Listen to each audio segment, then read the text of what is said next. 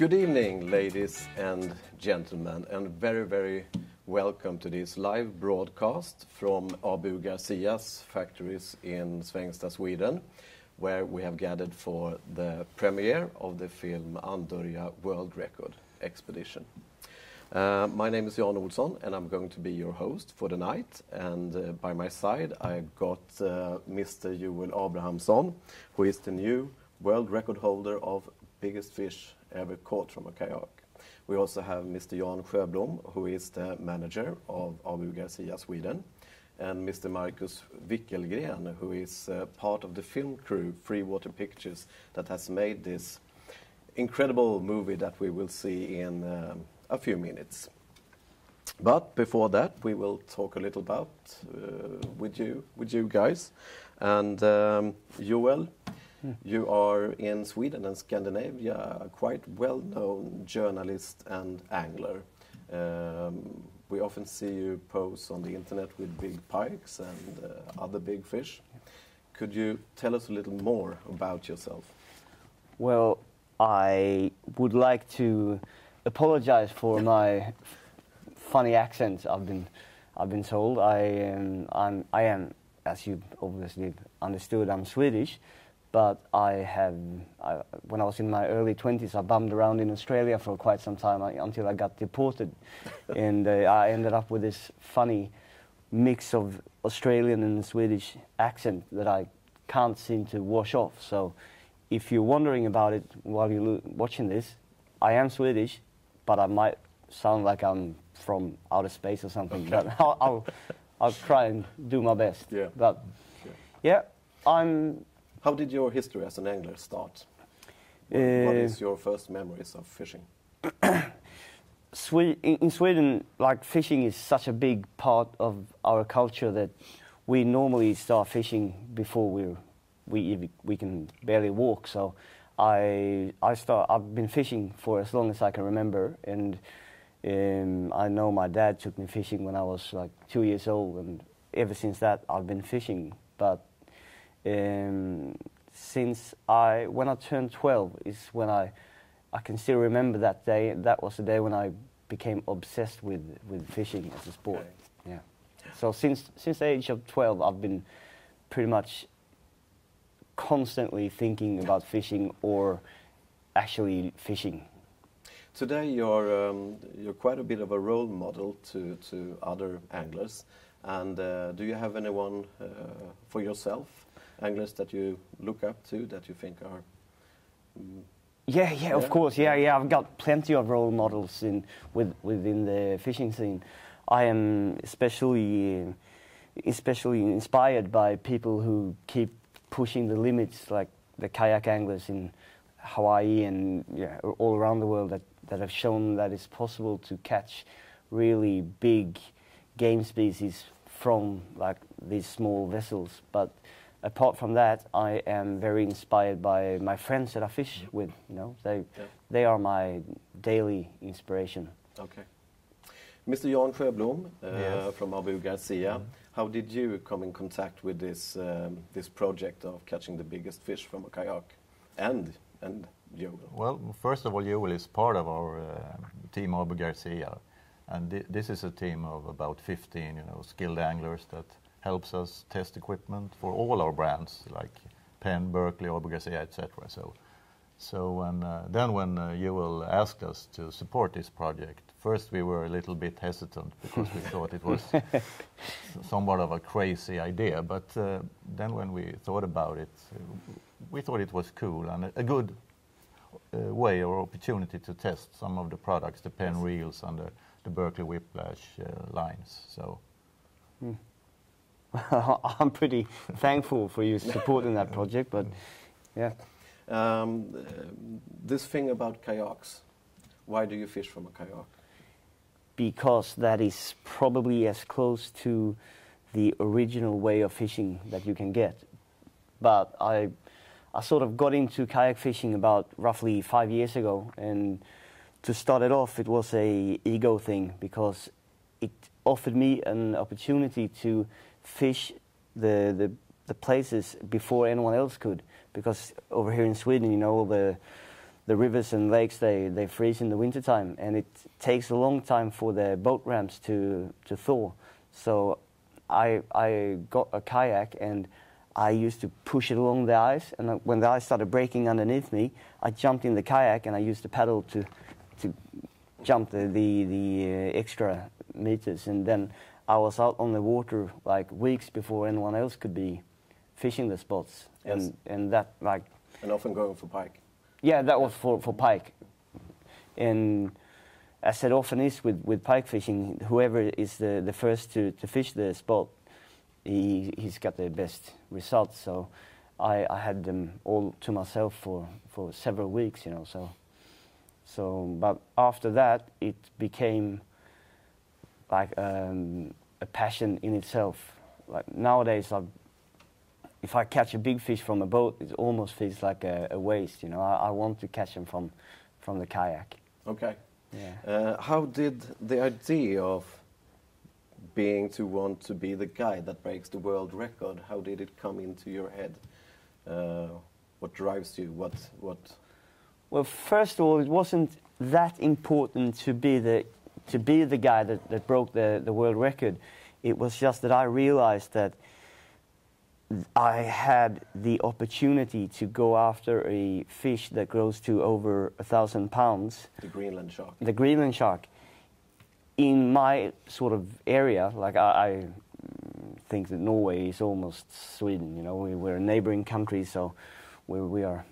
Yeah, it's my backyard almost. So yes. I realized that within a paddle distance, like within 10 minute paddle, I could stand the chance of hooking something over 1,000 pounds or over 500 kilograms, and to know that for me is then I'm already obsessed, you know. So as soon as I knew that it was possible, I started thinking of different ways to make it happen.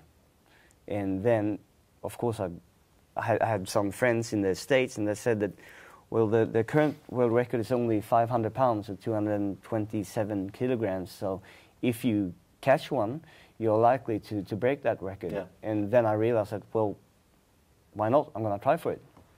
So that's how the idea, that's what it sprung from. And so I've decided to make it a world record expedition, that's so to wonderful. speak. Yeah. And you have engaged this company, Freewater Pictures. Yep. And Markus, please tell us a bit about your company. Yeah, Freewater Pictures is a production company that specialized in making fishing movies. And we started out in the early of 2012 after we did a hobby project called Tolvan, about a movie about pike fishing. And after that we... A great movie. Yeah. We get some good response at the movie, and we had a lot of good fun. So I think we all thought that we want to make this as a way of living. So yeah, we started a company and worked from there. And somehow you got in touch, you wanted to film the project. Mm-hmm. And how did you decide to... Well, I figured that since like this project was pretty dangerous, because we'll probably talk about those things later on. Yeah. But I figured that big fish, open water, small kayak. And strapped into the equipment, not very safe. Don't try this at home, kids. Yeah. But then I figured I'm only going to do this once in my life, and if I'm going to do it once, I want to document it, and I wanted to work with the best. And from what I had seen, the guys at Freewater Pictures were like light years ahead of the rest of the film crews. They were really leading the filming, so I really wanted to work with them, because I knew if I could get them on the project, that would give me the best chance of making the best movie. So I called them, or I sent them an email, and like 3 minutes later on, they answered that they were on. So. Great. Yeah. Well. Actually, in a few seconds, we're going to show the film, Andörja World Record Expedition. But I just want to remind you that please ask questions to these guys afterwards, and you do that on the comment field on the YouTube. And actually, without any further delay, I'm giving our camera guy the sign. Please show us the film.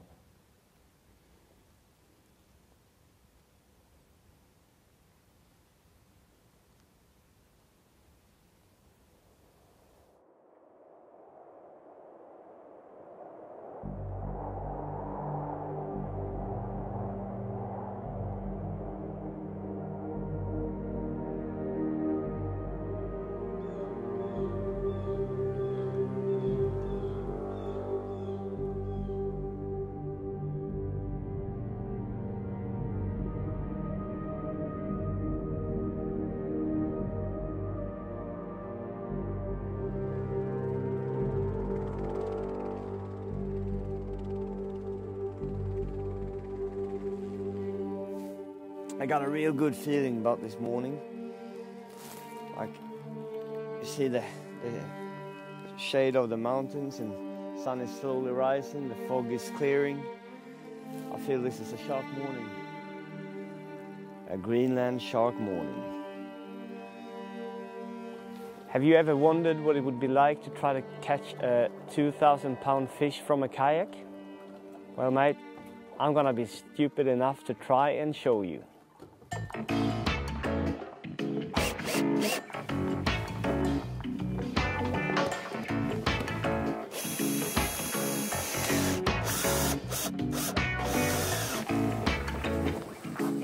My name is Joel Abrahamsson, and I'm gonna try to break the world record for the biggest fish ever caught from a kayak.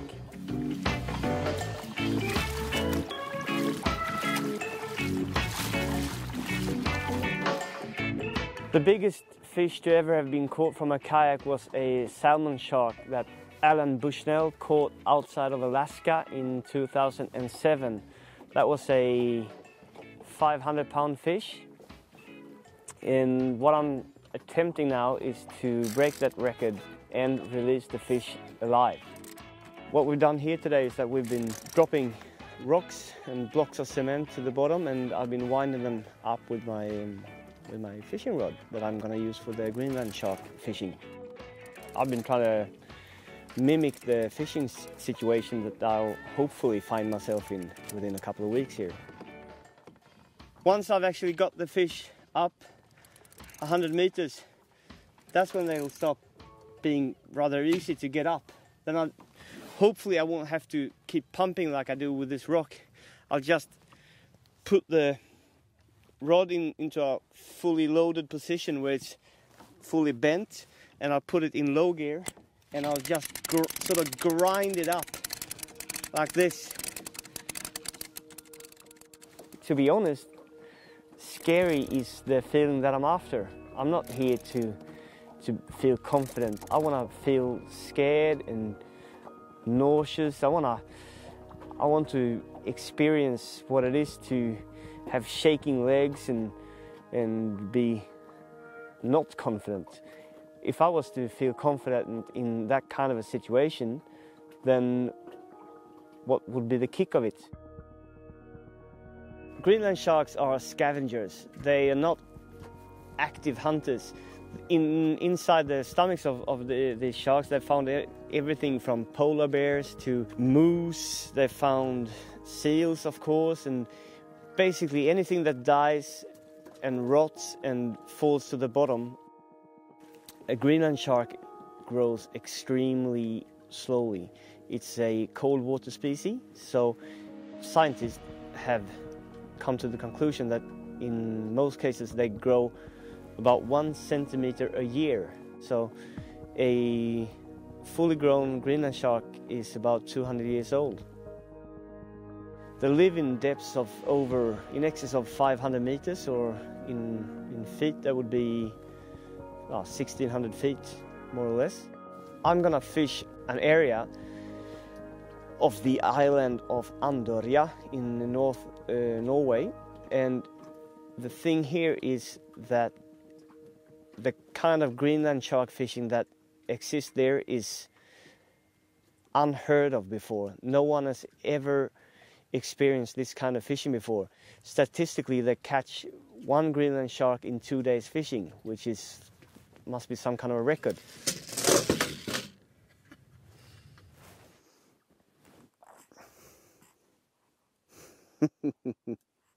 Daddy's going fishing, Daddy's going fishing, Daddy's going fishing for a shark.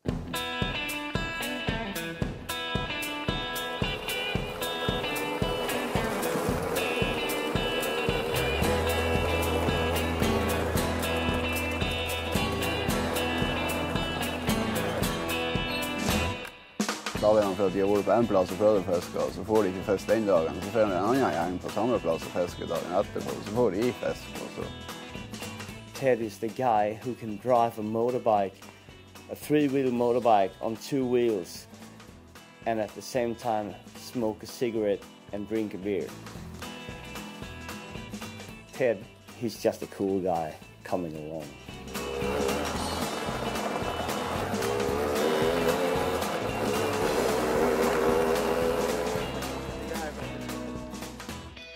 Är det för mycket där? Det är bra. Alltså du må nog ha så pass. Du vill nog uppleva att den kan dra ut. You got Tor Eivind, who's the sort of Greenland shark expert. He knows more than pretty much any scientist in the world, and he knows everything there is to know about catching these creatures. Ja, nej, jag heter Tor Eivind och min far driver Andörja Adventures. Och det är väl ett familjesällskap hvor man är med och hjälpes till, och därför har man ju kommit in i detta. Utanför öjen så är det ju lite unikt med att vi har ganska djupt. Alltså det är 500 meter och det är inte alla platser. Det är många platser här de har det, men det är sån på en måte lite perfekt för Håkäring. Det är inne i en fjord, det är inte uppe i det stora öppna havet hvor du kanske får dårligere vær, och vi har större möjligheter. Hvorfor det är så mycket Håkäring, det är jag lite osäker på, men det har ju inte varit dreven kommersiellt fiske på Håkäring på en stund.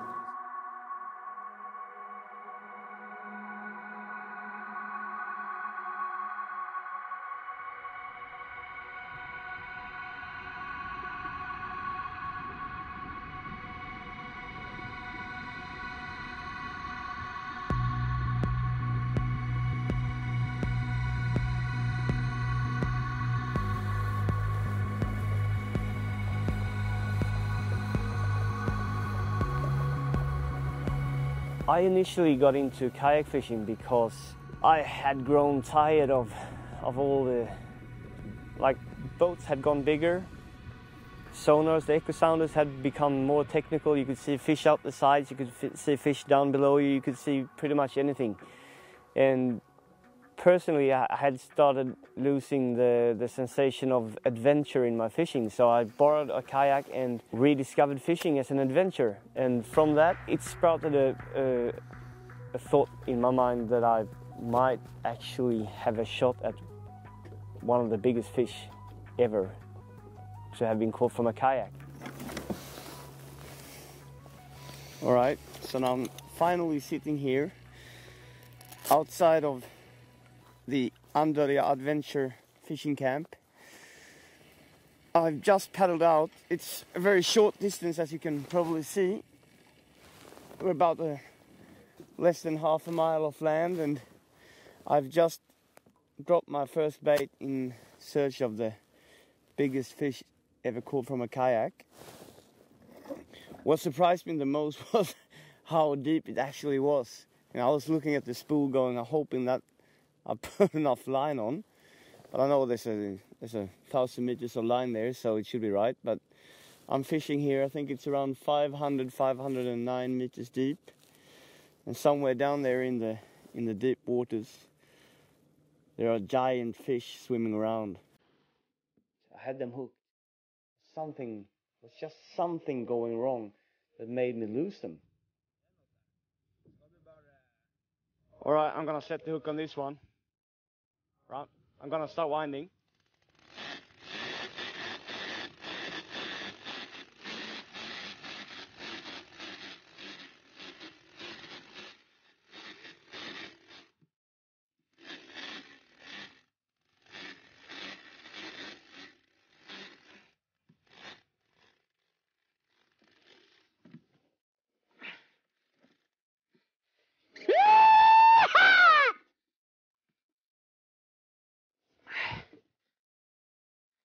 I'm gonna need to pop it into low gear on this one.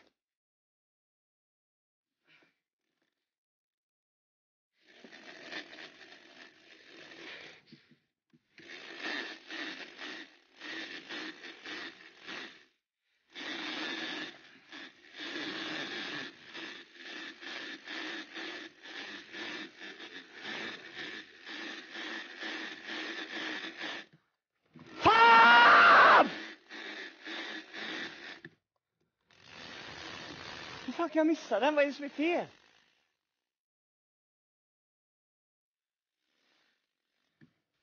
Det här får inte hända igen. As we were about to reel in, realizing that we're losing light, you know, we're not going to be able to handle such a big fish in the dark, I just had a few nods on the rod tip.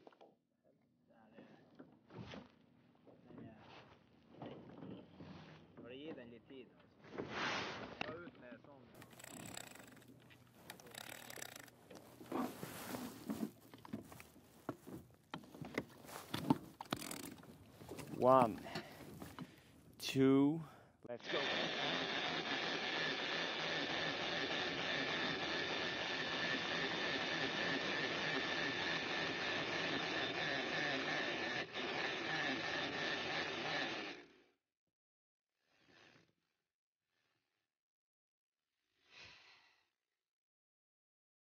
I lost it. I don't know if you can imagine, but if there's only 15 fish over 1,000 pounds being caught all over Norway in 1 year, if you then hook 3 Greenland sharks in 1 day and you lose them all, that feeling of what you've just lost is devastating. The wire is all tangled up from its rolling, and the bait fish that we strap on with plastic strips has been eaten clean off the hook. The thing for tomorrow is that we got the best weather conditions until about 4 o'clock in the afternoon. So after that, it's going to be too much wind to even fish. And those bad conditions are going to stay with us for the rest of the week. So I've got tomorrow to catch that world record. If we can get the anchor straight and we're out there in the right time, I feel positive that I'll have another hookup. And if I get that hookup, I'm not going to lose it.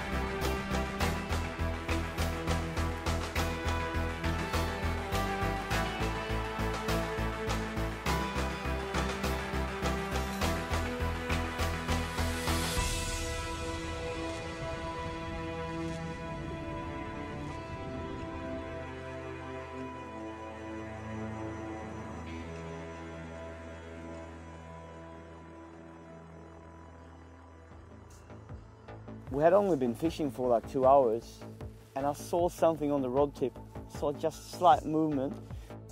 Get It's amazing because you're fishing it. It's 500 meters deep. That's over 1,600 feet. But the take is so cautious.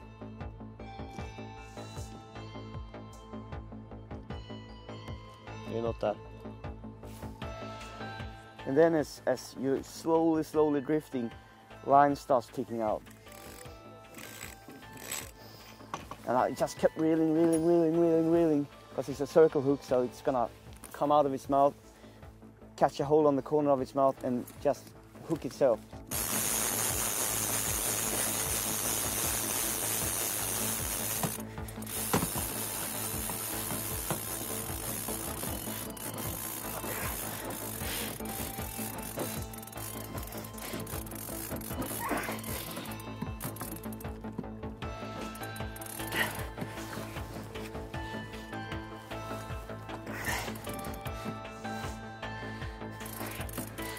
the initial thought was, have I taken water over my head? Am I in too deep for this? Immediately it stripped line off the spool, and that was really scary from the kayak. I had to like grab a hold of the handle and just lean back in the fighting harness to take the pressure.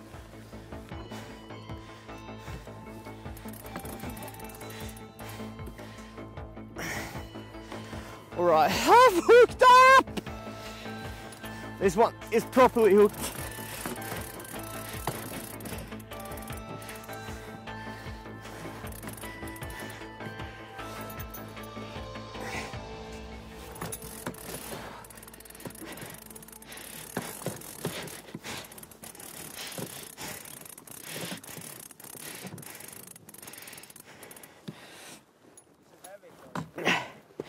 This is too heavy. Yes!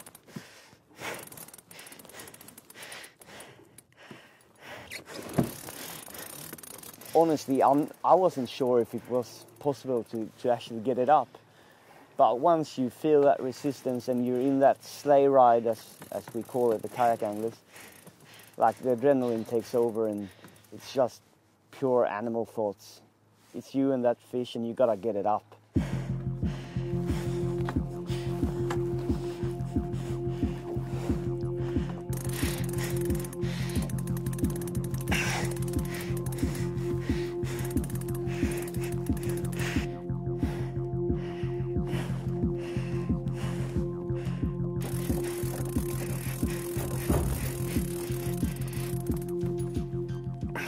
It is pretty heavy. It's taking line on me sometimes too. I've got the drag set as tight as I can.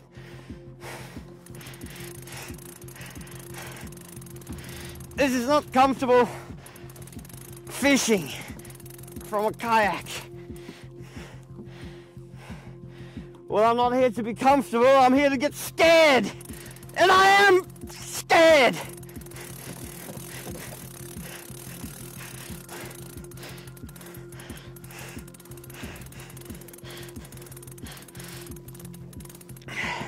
This is what it's all about. The sleigh ride.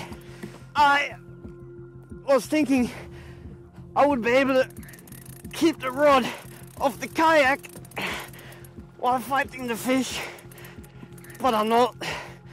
I'm just gonna let it be. Rest against the kayak. It's either that or I'll break my fucking leg or my back.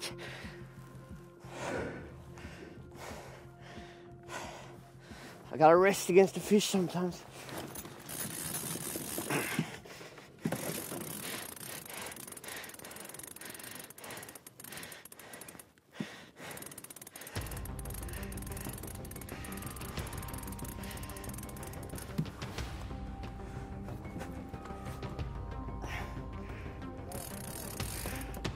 Bara närma sig ut va. Åh!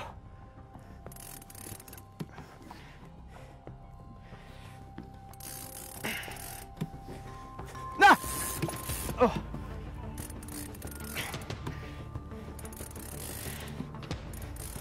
I'm getting exhausted. It's very tiring. The last 10 meters was when I started feeling that I'm actually gonna get this fish up. But before that, it was just too heavy. Yes! Woo! Woo! Shit! Woo! That is the biggest creature I've ever seen. When I saw that fish just about to surface, I was thinking that I'm gonna need new underwear because that was so big.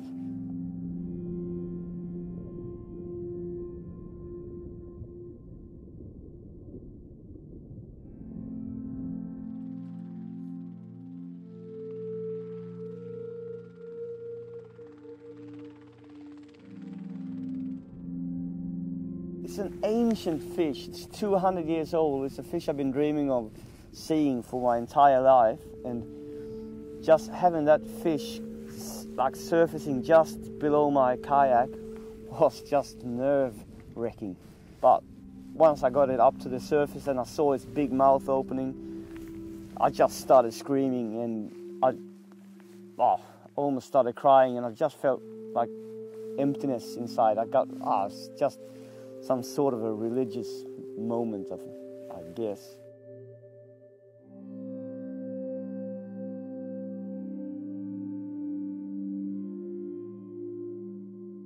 They measured the fish to 401 centimeters long and 202 centimeters in girth, which is calculated by the scientists to 566 kilograms.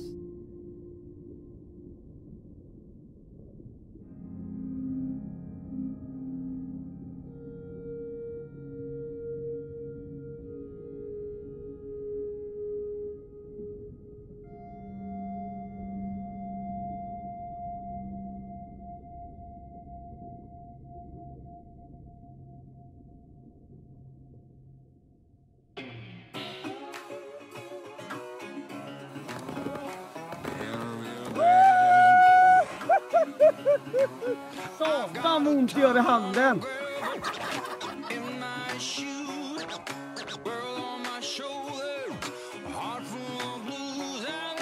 But I loved every second of it. Tack! Oh.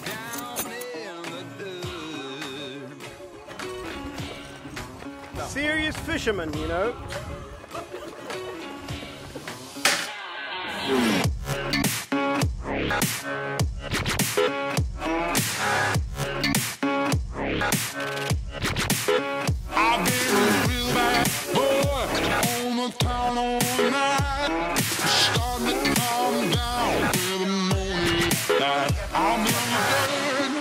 Om man skulle blanda ångest med rädsla och total glädje så kommer man ganska nära. Svenska pilk is about to hit the stores. Du skrämmer mig. På riktigt alltså.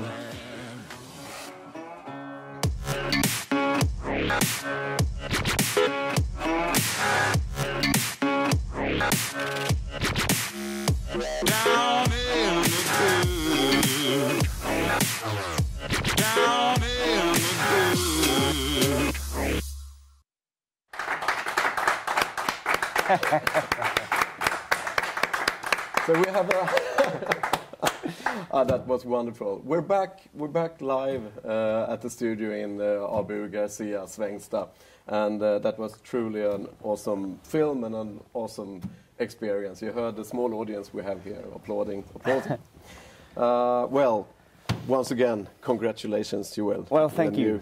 The new world record holder.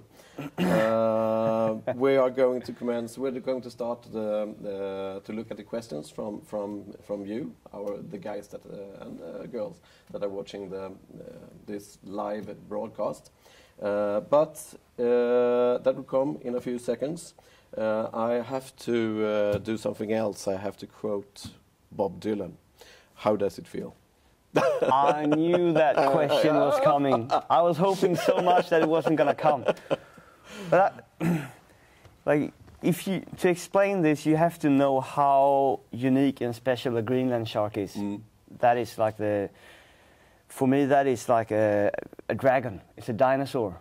You know, yes. It's like a mythical animal that you've read about, you've heard about it, but to the chances of you actually seeing a living one, they are non-existent almost. So to have actually caught one is, well, that it's going to be one of the highlights of my life. Yes, forever. And in record or not, it's just overwhelming to see that fish. You know, that fish is estimated to be 200 years old.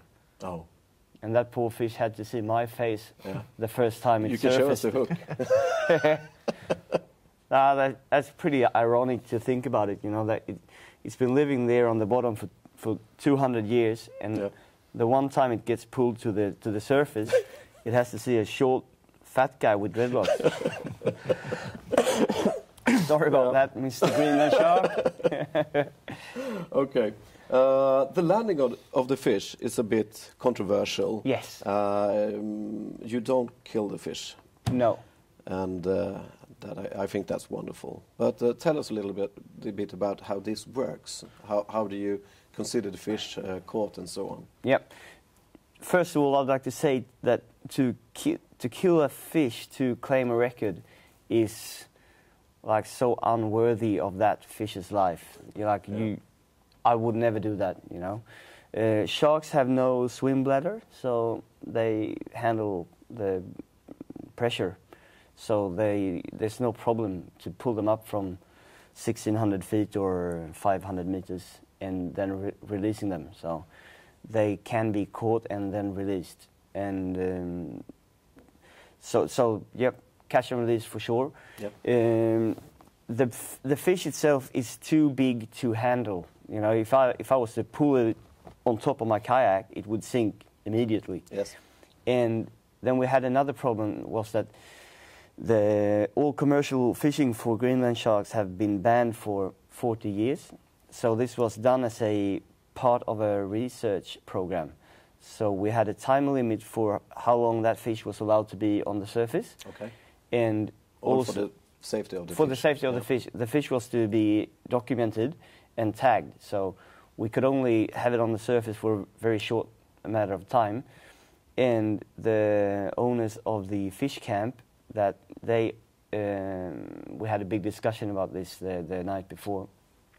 They would not allow me to surface the fish and like secure it to the side of my kayak by myself. So I had to land the fish by the IG, International Game Fish Association rule, that you touch the leader and the fish is landed. So I was using a wind-on leader by a friend of mine made it, Elaine Story. And on the rod I have roller guides, so I could wind the leader all the way into the reel. Okay. So it's only the hook length left. So it had been pre-arranged that as soon as the hook length was up and I had touched the leader, the researchers were to take over the fish, not to harm it. So. Okay. Has the record been certified by? It's always going to be an unofficial record because I did not kill the fish, but it's estimated by the the scientists to have weighed at least 1,247 pounds. It could be heavier, but you know, it's big enough for me. It's a big but fish. As long as you don't kill the fish, it's never going to be a official record. But from me personally, I don't care. I know we got a lot of questions on the YouTube, and I know that some of them is about the equipment that you have used. Yep. So please tell us, what do you use to catch a Greenland shark? Like because when I was fishing, I was strapped into the equipment. I had a fighting harness that was then connected to the reel. So if I was to be overpowered by the fish, or if any part of the equipment would break, the fish would have dragged me over. And if you connect it to 1,200 pounds of fish that's swimming down, you're gonna go down with it. So I had to have a reel that was really reliable. And one of the most reliable reels on the market is this Penn International. It's been on the market for ever. And I opted for I had to have the VSX model, which is a 2-speed model. So like if you pop it into low gear, you do it on the side here, it becomes almost like a winch. Yeah. So the gear ratio is very, very low. But then if I had the fish swimming up towards me and I wanted to gain line quickly, I could easily just pop it into high gear. So I needed a 2-speed reel, and also I needed a lever drag reel so I could preset the drag, how much pressure it was going to be before it started paying out line. What was the pressure from the reel? We preset it to 20 kilograms, so around roughly 45 to 50 pounds of drag. You do that by, on land you pull it against the scale and read it. So because that's what the boat anglers used to, what they needed to get the fish up. So I knew I had to have the same pressure from the kayak. So I set it to 20 kilograms, and I never lowered it. You never felt that a kayak would go overboard, over the side? With you on it? I had a theory of how to fight the fish, and it was to never give line.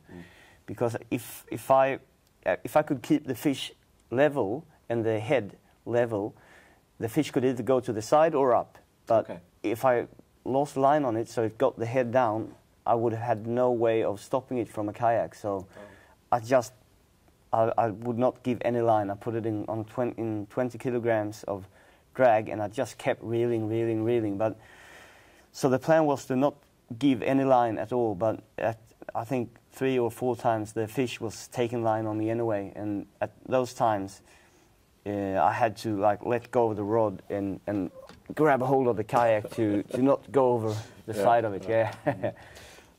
I think you've promised us a live demonstration also of the rod.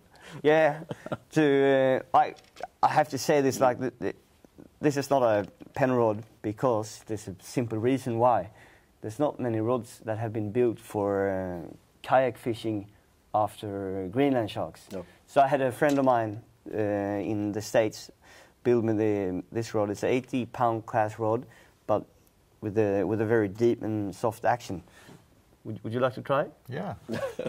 This is to demonstrate pretty much how you need the rod to be at all times. It would never be bent less than this during the entire fight. And it's down here somewhere. That's heavy. So I knew I needed to be able to put that pressure from a kayak. Yeah. Plus, I needed to have. Almost started to speak Swedish.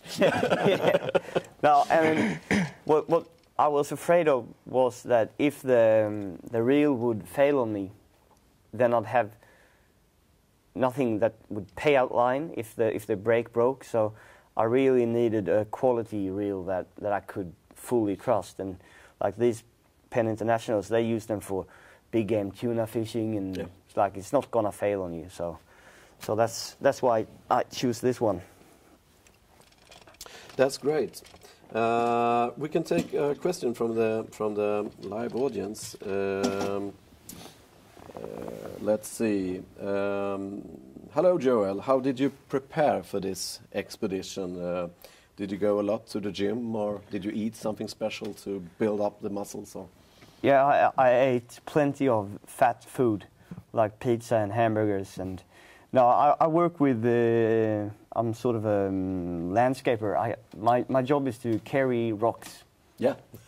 And blocks of cement. That's what I do for a living. So I've got those muscles from my job. But I practiced on the fishing situation by dropping big rocks and big blocks of cement to the bottom in rather deep lakes back home here in Sweden, and I just simply kept winding them up and letting them go, and winding them up and letting them go, and trying to cushion the fall of them, and try to get familiar with the high and low gear on the reel.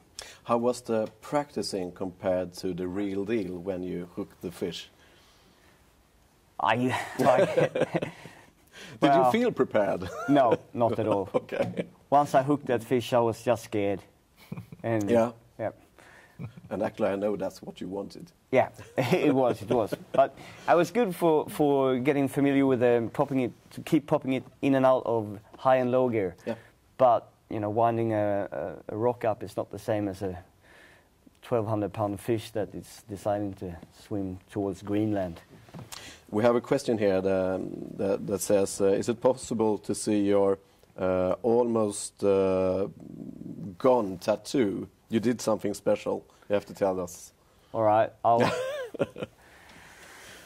hope my mom is not watching this, but well, as you can see, half of it here is actually almost gone, and up here it's still there.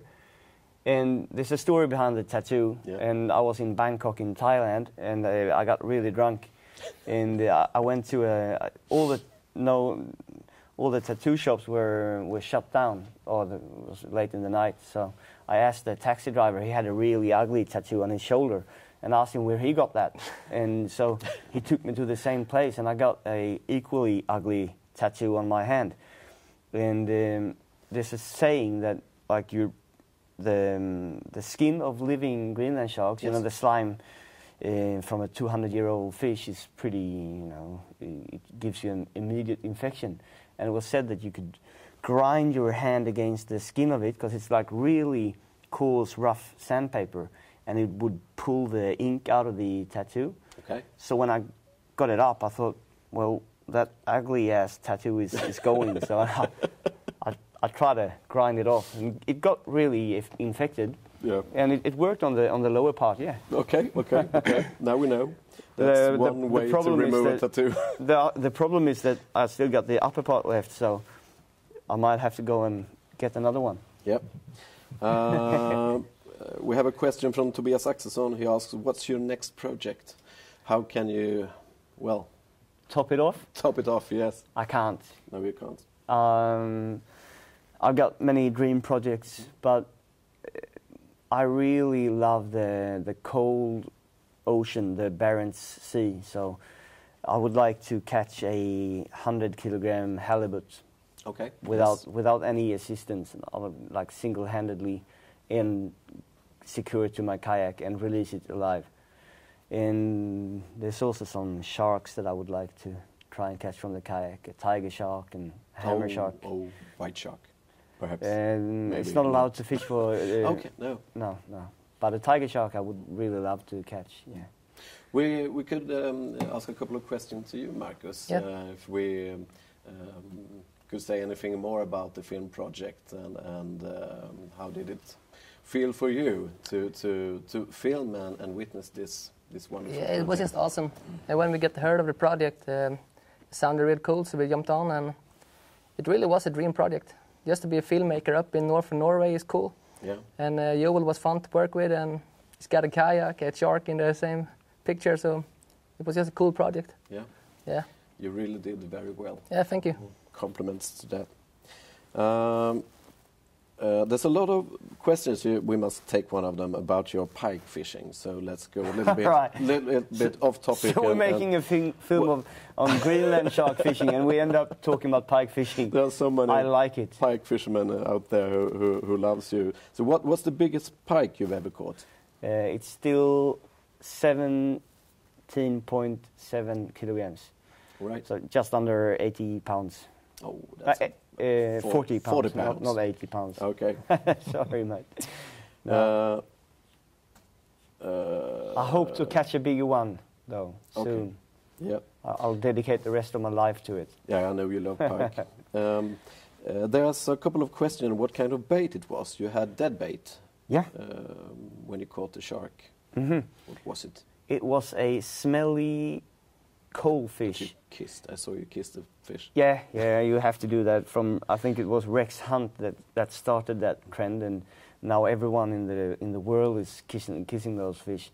I've just kissed it because it smelled so bad, but it was on this hook, and so I had I think it was like 7 or 8 pound, almost 4 kilogram of coal fish, and we had also put half a mackerel on it because it's really fatty fish. Yeah.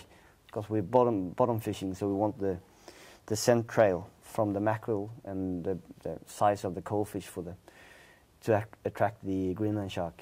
Yep.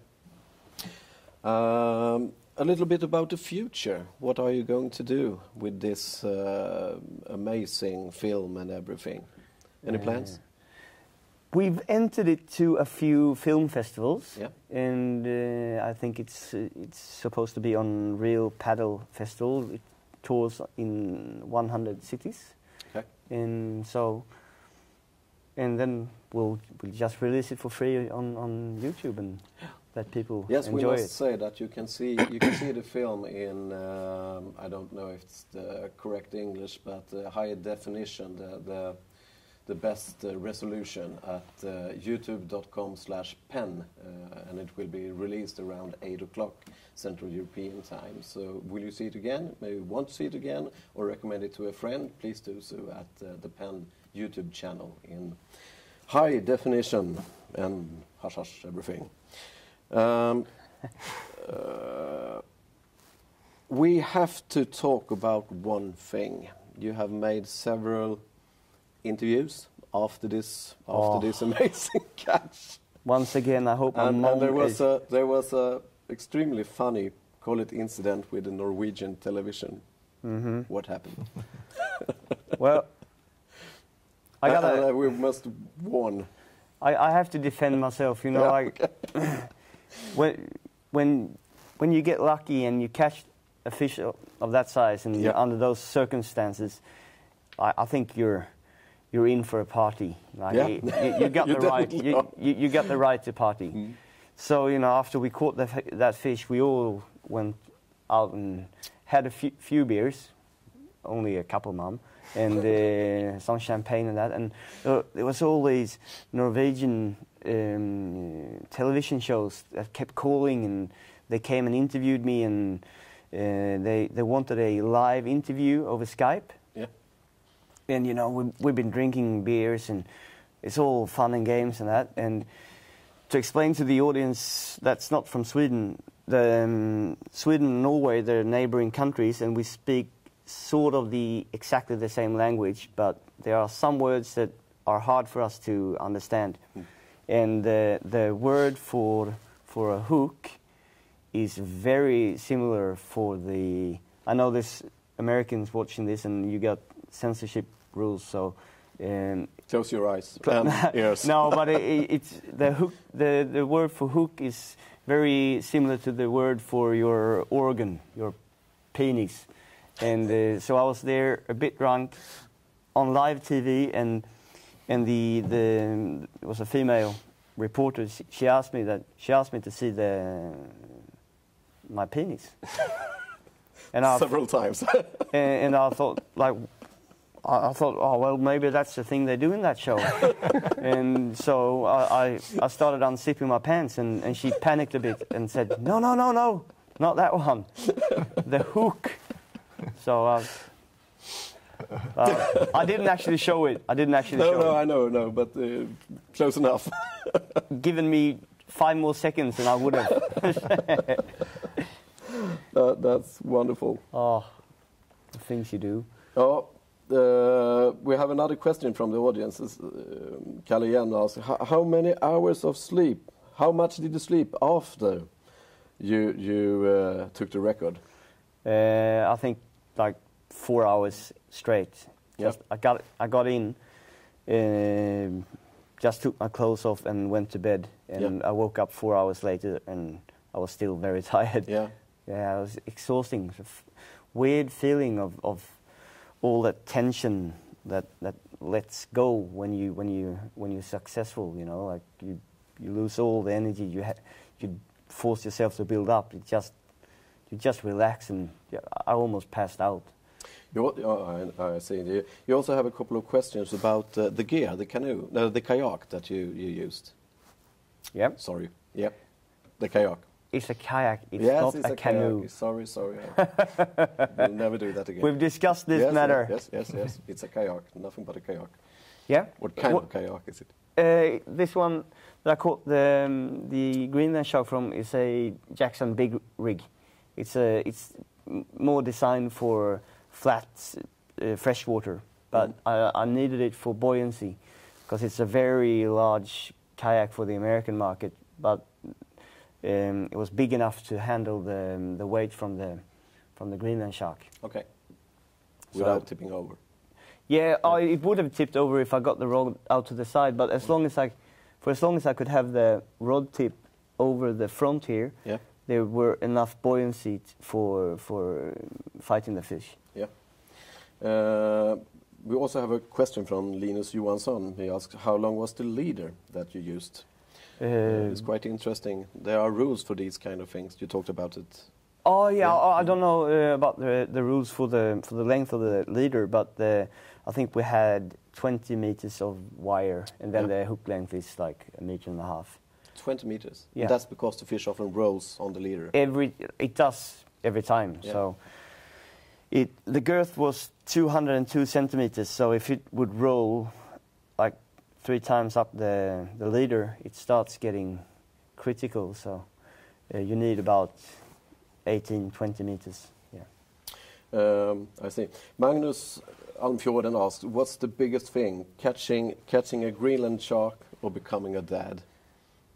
There's a story behind that too. Well, you know, of course it is Yeah. becoming a dad. Mm. But catching a Greenland shark is very close to... It comes second. Close second, yeah. Yeah. Because you became a father just a few weeks before you caught a fish. Yeah, Yeah. that was scary. Mm. Because when I planned this expedition, my girlfriend, she wasn't pregnant, and then all of a sudden she was pregnant, and she was it was probably my fault, but but she was supposed to deliver. I think it was 1 week before I was to sit in my kayak in Andörja, and since it was our first baby, it's quite normal for them to go over the time. So I was a bit stressed about, if she would not come before the expedition, because then I wouldn't have been able to go.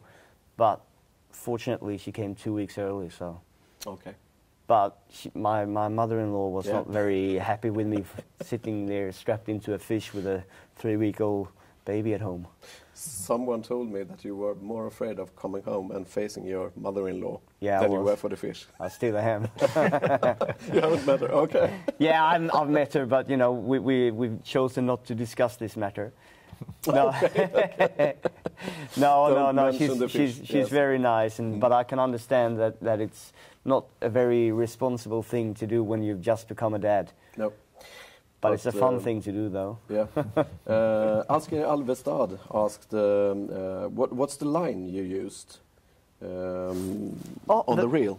Perhaps you the mentioned line. it, but you can say it again. Yeah, no, I never mentioned it. I think it's It's a braided line? Or? Yeah, it's a braided line. It's the strongest line that Berkeley's got, if you take into account how thin it is. So this is in millimeters. It's 0.28, which is extremely thin, and it's very tightly woven. So the diameter is very, very small, and it's 100-pound braid, so around a pulling power of 45 kilograms. So it is like the most extreme line you can have, and the highest quality line as well. So and I used it because I could get like well over 1,000 meters of line on this 50 size reel, and if I would have had a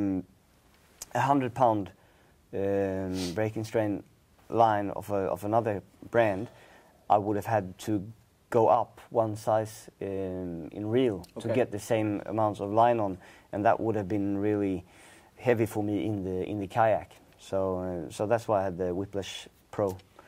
Plus, the color is very good if you're drifting and you can easily see it in the water. So that's why I use the orange one. Okay. Is that an answer enough here? Yes, absolutely. Let's see if there are anything more. There's something about cigarettes. How many? Well, we won't go that way. I don't smoke cigarettes. So. That's great. Johan Jonsson is wondering where your friend Mille is doing today. You have done projects in the past. Yeah. We did Gädda the movie. Yeah. He is Pike the movie. Yeah, Pike the movie. He is eating, like what he's doing in this instant, he is sitting with another friend, Gunnarsson, a guy who never stops talking, and they're eating fish tacos and drinking cheap, bubbly wine. Okay. But he's living in the forest, growing his own food and bumming around. Okay, that's great. Fiskkonservator, and I suppose it's our mutual friend Lubbe, is saying, this kept me on my toes throughout the film. Inspirational to see such back to the roots attitude, but But what is the background story of the smoking gentleman with a weird scientist glasses in the end? Yeah, that was quite odd. We don't have the time to explain that. Okay. No, he's a friend of mine, and he's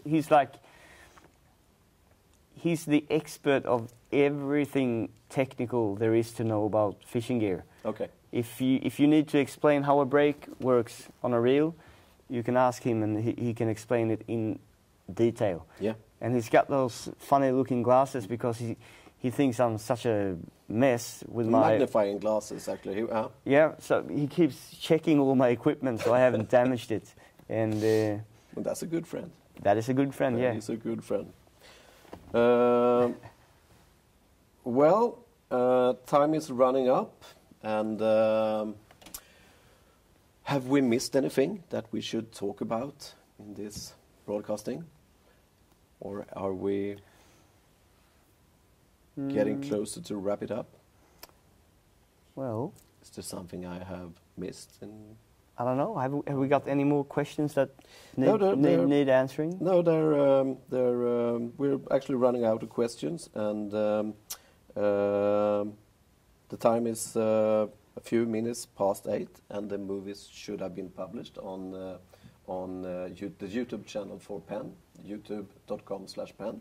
All right. So actually, I would just like to thank Freewater Pictures for coming with me and doing a great job. Like I actually thought they worked too hard.